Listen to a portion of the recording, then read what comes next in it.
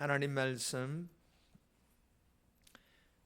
사무엘하 14장 21절에서 33절, 사무엘하 14장 21절에서 33절, 구약성경 486페이지 486페이지 사무엘하 14장 21절 1절, 그리고 24절 25절, 30절 1절, 33절 1절, 이렇게 좀 나누어서 읽도록 하겠습니다.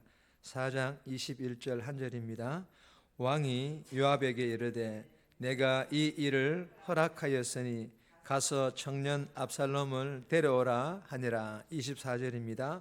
왕이 이르되 그를 그의 집으로 물러가게 하여 내 얼굴을 볼 수 없게 하라 하매 압살롬이 자기 집으로 돌아가고 왕의 얼굴을 보지 못하니라.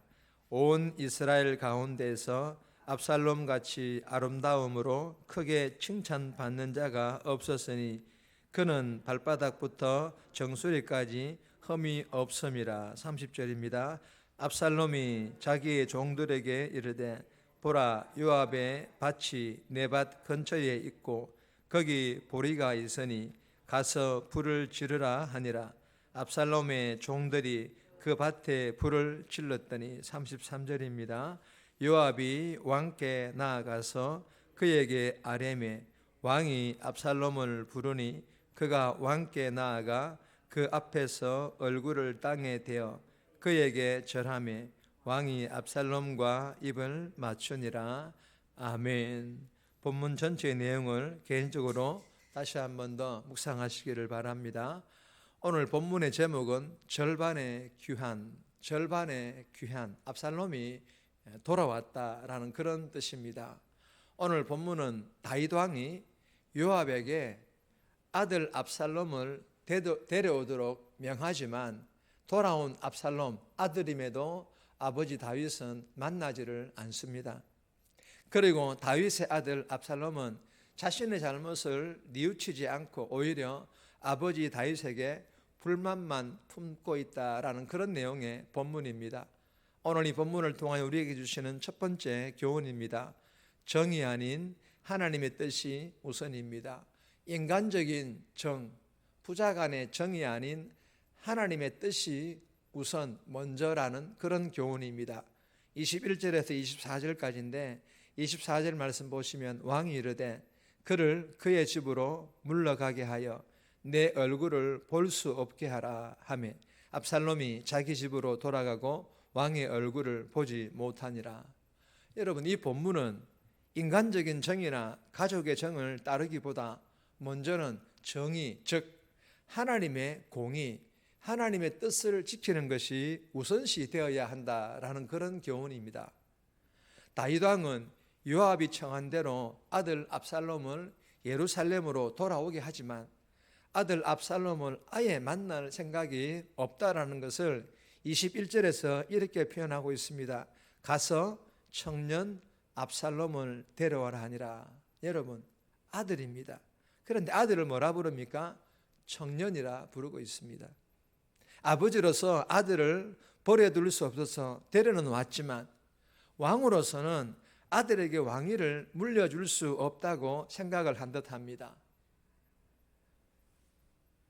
다윗 왕의 이러한 모습이 자식에게 야박하게 보일 수도 있지만 그러나 다윗 왕은 정의, 즉 하나님의 공의를 위해 아들의 죄, 즉 부정을 억눌렀습니다. 사랑하는 여러분, 주시는 교훈이 무엇입니까? 사사로운 인간적인 정 때문에 하나님의 정의, 공의, 하나님의 뜻을 외면하지 말라라는 그런 교훈입니다. 오늘 하루도 이 새벽에 기도하며 은혜 충만 받아 주신 교훈대로 인간적인 정에 이끌려서 하나님의 뜻에 반하는 그런 삶이 아니라 하나님을 기쁘시게 하는 그런 복된 삶, 저와 여러분들이 살아갈 수 있기를 주님의 이름으로 축복합니다. 두 번째 주시는 교훈입니다. 외모가 아닌 마음과 믿음이 우선입니다. 외모가 아닌 마음과 믿음이 우선이다라는 그런 교훈인데 25절에서 27절까지 말씀인데 25절 말씀 보시면 온 이스라엘 가운데 압살롬같이 아름다움으로 크게 칭찬받는 자가 없었으니 그는 발바닥부터 정수리까지 흠이 없음이라. 여러분, 이 본문은 겉모습만으로는 사람을 제대로 알 수 없다, 즉 분별할 수 없다라는 그런 교훈입니다. 압살롬은 온 이스라엘의 칭송을 받을 정도로 외모가 출중했으며 특히 머리카락이 독보적이었다라고 성경은 기록을 하고 있습니다. 하지만 압살롬의 마음은 빼어나지를 않았습니다. 압살롬의 마음은 하나님 마음을 닮지를 않았습니다. 오히려 압살롬은 형제를 죽일 만큼 잔인했고 아버지에게 반란을 일으킬 정도로 야욕이 컸던 그런 아들, 그런 사람이었습니다.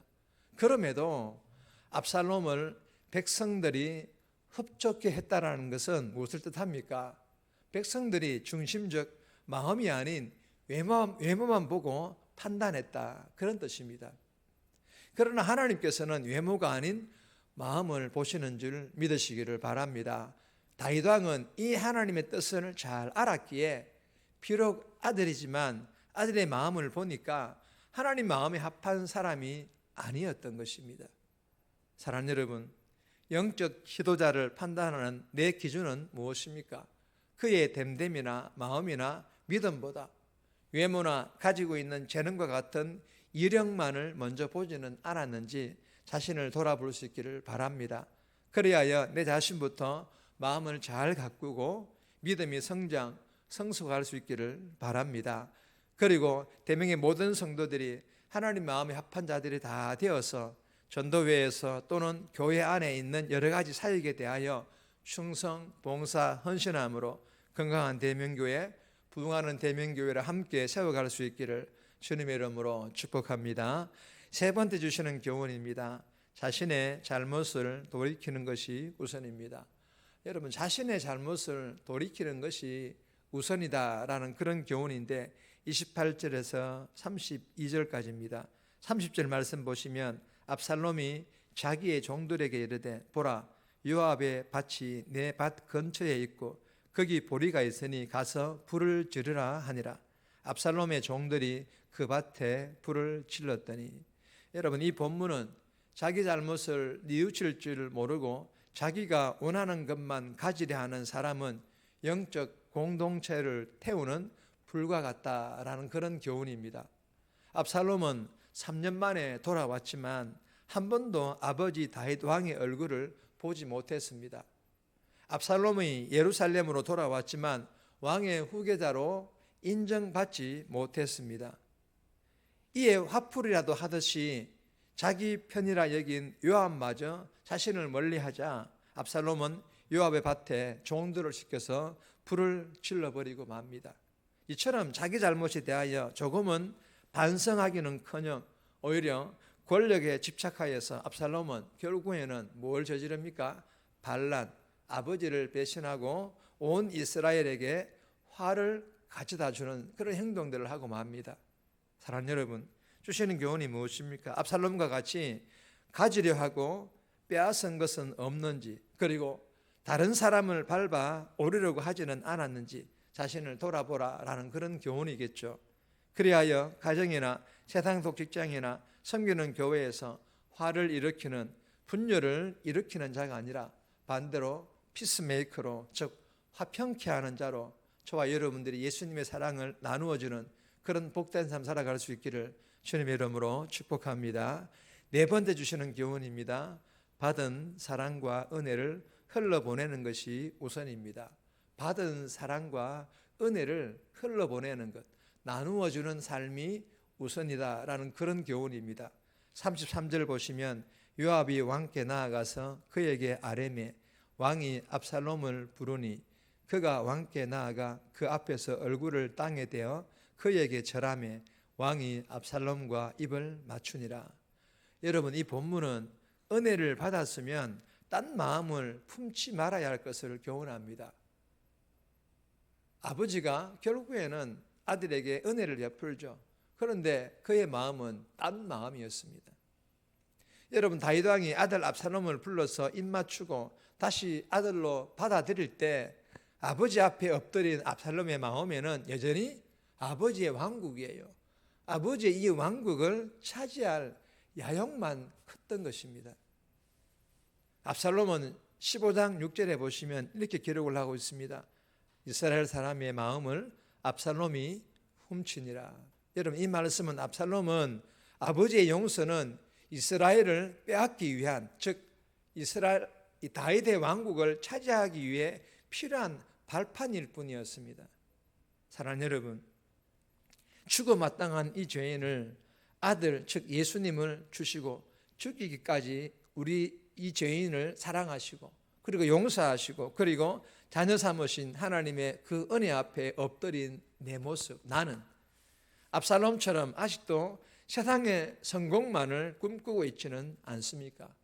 저와 여러분들이 받은 하나님의 사랑과 은혜, 잊을래야 잊을 수 없는 너무 크신 사랑과 은혜이지 않습니까? 그러므로 이 사랑과 은혜를 잊지 않고 딴 마음 품지 않고 세상 성공보다 받은 이 사랑과 은혜를 세상에 믿지 않는 사람들에게 흘러보내는, 가족들에게, 믿지 않는 가족들에게 이 사랑을 나누는 그런 복된 삶, 저와 여러분들이 오늘 하루도 살아갈 수 있기를 주님의 이름으로 축복합니다. 정리합니다. 인간적인 정의 아닌 하나님의 뜻이, 외모가 아닌 마음과 믿음이 우선임을 깨달아 말씀 묵상을 통해서 마음과 믿음을 잘 가꾸어서 하나님의 뜻에 순종하는 삶 살아가게 해달라고, 자기의 잘못을 돌이키는 것이 받은 은혜와 사랑을 잊지 않고 흘러보내는 것이 우선임을 깨달아 날마다 회개하고 은혜와 사랑을 흘러보내는 그런 복된 삶 살아갈 수 있도록 도와달라고 이 새벽에 기도하며 오늘 하루도 그렇게 살아갈 수 있기를 주님의 이름으로 부탁드립니다.